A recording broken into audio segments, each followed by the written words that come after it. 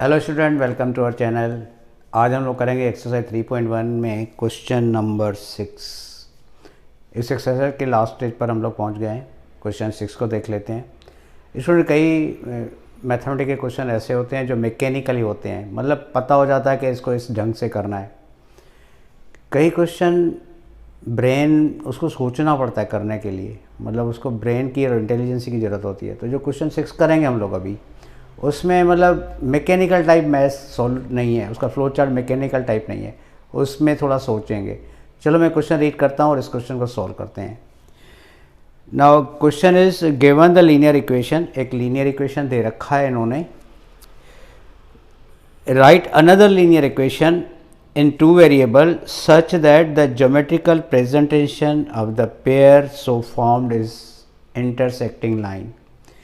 एक linear equation दे रखा है 2 वेरिएबल का, दूसरा हमने फाइंड करना है ताकि वो दोनों जो लीनियर इक्वेशन हो वो ग्राफ पे जो प्रेजेंट करें वो इंटरसेक्टिंग लाइन होनी चाहिए। तो मैं एक लीनियर इक्वेशन लिख रहा हूँ जो इन्होंने दे रखा है। वो दे रखा है 2x + 3y -8 = 0। तो स्टूडेंट ये इन्होंने दे रखा है इक्वेशन। अभी हम लोगों ने सोचना है कि दूसरा इक्वेशन ऐसा बनाना है ताकि जो ज्योमेट्रिकल प्रेजेंटेशन हो वो इंटरसेक्टिंग लाइन हो।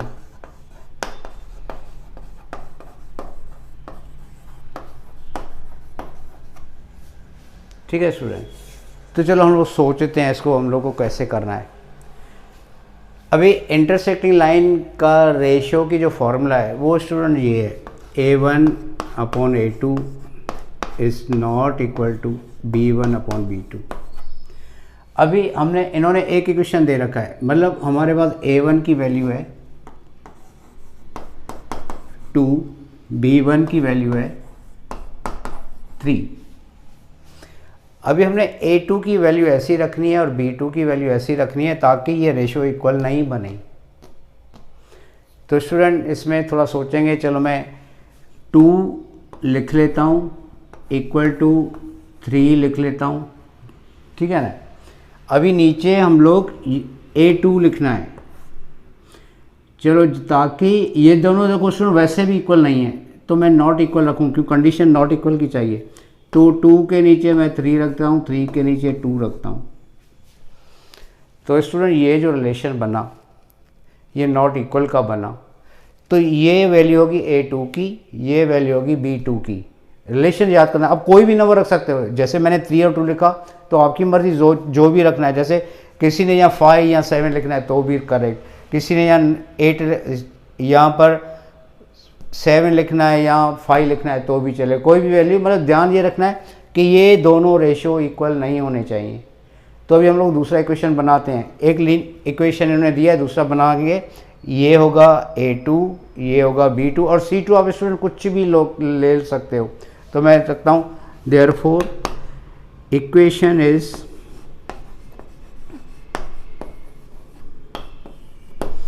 (3x + 2y - 7 = 0। तो C2 की कोई भी वैल्यू मैंने रखी। अभी ये जो इक्वेशन लीनियर पेयर बना, लीनियर इक्वेशन बना, वो ऐसा बना कि इन दोनों को जब हम ग्राफ पे रखेंगे तो जो लाइंस मिलेगी, जो ज्योमेट्रिकल प्रेजेंटेशन मिलेगा वो इंटरसेक्टिंग लाइन होगा। ठीक है स्टूडेंट, उम्मीद है समझ में आ गया होगा। अभी हम लोग क्वेश्चन 6 के दूसरे नंबर पे जाते हैं।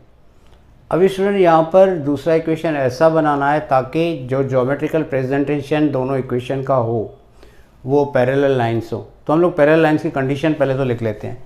कंडीशन ये थी कि A1/A2 = B1/B2 is not equal to C1/C2। तो स्टूडेंट ये पैरेलल लाइन की कंडीशन है। इसमें A1/A2 B1/B2 होना चाहिए। तो इन्होंने A1 दे रखा है 2, B1 दे रखा है 3। अभी स्टूडेंट ये रेशो इक्वल तब बनेंगे, आप याद करोगे ये, जब A2 इसका मल्टीपल होगा, B2 इसका मल्टीपल होगा। मतलब अगर 2 है तो उसका मल्टीपल 4 आता है, 3 है तो उसका मल्टीपल 6 आएगा। तो जैसे आप मल्टीपल रखोगे तो रिलेशन ये मिलेगा कि ये दोनों रेशो इक्वल आ जाएंगे। तो मैं इसका मल्टीपल लिखता हूँ यहाँ पर A2 2 का मल्टीपल 4, B2 3 का मल्टीपल 6। चलो अभी चेक कर लेते हैं कि ये इक्वल है। फिर स्टूडेंट C1 और C2 को देखेंगे। C1 is 8 -8। अभी ये इक्वल नहीं आना चाहिए इनके साथ, तो ये मल्टीपल नहीं, मल्टीपल के सिवा जो भी नंबर आपको लगे वो लिख सकते हो। जैसे 8 का आप 9 लिख सकते हो, 8 है तो 10, लेकिन यहाँ 16 नहीं लिखना, मल्टीपल नहीं लिखना। मल्टीपल से फिर ये भी इक्वल आ जाएगा। देयरफॉर चलो चेक करते हैं। A1 upon A2 is equal to 2/4, B1 upon B2 is equal to 3/6। तो स्टूडेंट इसका आंसर आया 1/2, इसका भी आंसर आया 1/2। ठीक है ना स्टूडेंट, देखो ये भी ये दोनों इक्वल हो गए। तो जब से आप मल्टीपल रखते हो ना तो ये इक्वल दिखेंगे। तो दूसरा जो इसका लीनियर इक्वेशन होगा वो होगा स्टूडेंट, लिखेंगे लीनियर इक्वेशन।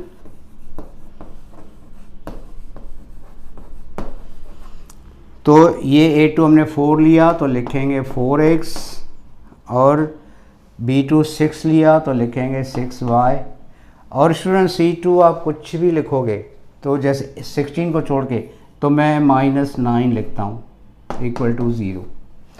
तो हमारा ये दूसरा इक्वेशन। अभी देखो जैसे मैंने मल्टीपल 2 का 4 लिखा, कोई 2 का 6 लिखेगा तो भी चलेगा, फिर 3 का 9 लिखना पड़ेगा तो भी ये इक्वल आ जाएंगे। तो मल्टीपल लिखने से ये दे बिकम इक्वल। ठीक है, अभी इसका थर्ड देख लेते हैं। अभी स्टूडेंट देखते हैं कोइंसिडेंट लाइंस। अब इसका पहले रिलेशन लिख लेते हैं। तो relation all ratios are equal. और उसमें रेशियो इक्वल तब आते हैं जब आप याद करो, तब जब आप इसके मल्टीपल लिखोगे। चलो लिख लेते हैं। हमारे पास A1 is 2, B1 is 3, C1 is -8। तो इक्वल चाहिए, मतलब इनके मल्टीपल नीचे लिखेंगे। तो A2 होगा 4, B2 होगा 6, C2 होगा -16। तो जैसे ही मल्टीपल आ जाते हैं रेशियोज इक्वल हो जाते हैं। चलो चेक कर लेते हैं। A1 upon A2 is equal to 2/4 तो आएगा 1/2। B1 अपॉन B2 3/6 तो आएगा 1/2। C1 अपॉन C2 -8 अपॉन -16 तो आएगा, माइनस कट गया तो 1/2। तो देखो स्टूडेंट रेशियो इक्वल आ गए। Therefore our equation will be linear equation. चलो ये A2 है तो लिखेंगे 4x + 6y - 16 इक्वल टू 0। तो ये होगा हमारा सेकेंड इक्वेशन, और ये जो लाइंस होगी वो कोइंसिडेंट होगी। ठीक है स्टूडेंट, तो अब अभी चलते हैं स्टूडेंट क्वेश्चन नंबर 7 पर। चलो स्टूडेंट अभी करते हैं एक्सरसाइज 3.1 क्वेश्चन 7। क्वेश्चन 7 में इन्होंने बोला draw the graph of the equations. दो इक्वेशन दे रखे हैं, उनका ग्राफ ड्रॉ करना है। अभी ग्राफ ड्रॉ करेंगे तो दो लाइन होंगी। बोल रहे हैं कि ये जो दो लाइन बनेगी और एक्स एक्सिस के साथ एक ट्रायंगल बनेगा। तो ये जो ट्रायंगल बनेगा इसके आप वर्टाइसिस लिखो, और जो ट्रायंगल रीजन बनेगा उसको शेड करो। तो दोनों इक्वेशन में लिखता हूँ, फिर स्टूडेंट हम लोग टेबल बनाएंगे, फिर ग्राफ को देखेंगे। तो पहले मैं इक्वेशन लिख लेता हूँ जो मिले हुए हैं। First equation is x - y + 1 equal to 0।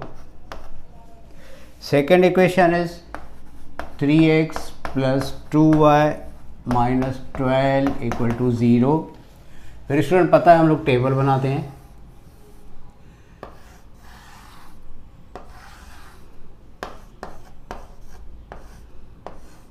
Point लिखेंगे ऐसे, यहाँ भी टेबल बनाएंगे, कि ग्राफ के लिए टेबल का बनाना ज़रूरी हो जाता है। इससे कोऑर्डिनेट मिल जाएंगे हमको और ग्राफ इजी बन जाएगा। तो स्टूडेंट इक्वेशन में x की अलग अलग वैल्यू रख के कॉरस्पॉन्डिंग y की वैल्यू फाइंड करते हैं। जैसे x को 0 रखा तो y की वैल्यू 1 आएगी, x 1 रखा तो y की वैल्यू 2 आएगी, x 2 लिखा तो y की वैल्यू 3 आएगी। और फिर हम लोग इसे पॉइंट में बना के रखेंगे। 0 की वैल्यू 1 है, मतलब ये x, ये y, x y और x y ये कोऑर्डिनेट बनाएंगे। और वहाँ भी ऐसे ही x की वैल्यू पहले 4 लेंगे तो y 0 आएगा, फिर x की वैल्यू 2 लेंगे तो y 3 आएगा, फिर x की वैल्यू 0 लेंगे तो y 6 आएगा, और हमने ये पॉइंट बनाया। अभी स्टूडेंट इसको x axis y axis draw करके ये ग्राफ ड्रॉ कर लेते हैं। तो स्टूडेंट ये दो लाइनें ड्रॉ की, जो दो इक्वेशन हमारे पास से टेबल से कोऑर्डिनेट निकाले और कोऑर्डिनेट से यहाँ पॉइंट प्लॉट किए और पॉइंट प्लॉट के बाद लाइन ड्रॉ की। तो ये दो लाइनें हैं जो इस पॉइंट पर एक दूसरे को इंटरसेक्ट कर रही है। अभी स्टूडेंट ने 2-3 सवाल पूछे हैं प्लॉटिंग के बाद, तो पहले इन सवालों को देख लेते हैं। Determine the coordinate of the vertices of triangle formed by these lines and the x axis. तो देखो स्टूडेंट, ये लाइन 1, ये लाइन 2 और ये एक्स एक्सिस, ये बोल रहे हैं कि ये दोनों लाइन और एक्स एक्सिस में जो ट्राइंगल बन रहा है इसके वर्टाइसेस बताओ। तो देखो स्टूडेंट, ये ट्राइंगल हुआ,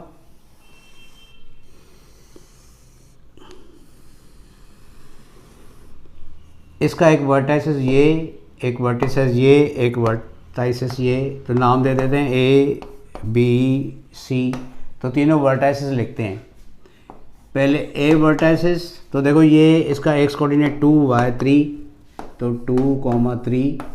देन बी वर्टाइसेस, बी देखो स्टूडेंट x-1 है, y 0 है। देन थर्ड वर्टाइसेस ये x4 है, y 0। तो ये है वर्टाइसेस।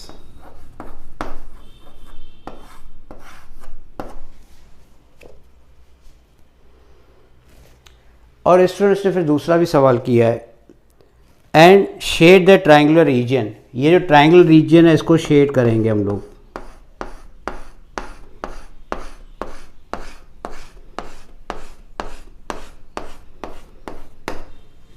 तो स्टूडेंट जितने भी सवाल पूछे जाते हैं क्वेश्चन में, आपने सबको करना है, सब पर मार्क्स होती हैं। अभी यहाँ पर एक्स एक्सिस कुछ अगर नहीं हो के वाई एक्सिस बोलते तो स्टूडेंट आप ट्राइंगल ये ड्रॉ करते, ये एक लाइन, ये दूसरी लाइन और ये वाई एक्सिस, तो ट्राइंगल यहाँ ड्रॉ होता। अब ये एक्स एक्सिस को बोला एक्स एक्सिस के साथ इनका ट्राइंगल, तो हमने ट्राइंगल को यहाँ ड्रॉ किया जहाँ पर एक्स एक्सिस थी। अगर ये वाई एक्सिस पूछता तो हम लोग इस ट्राइंगल को ड्रॉ करते।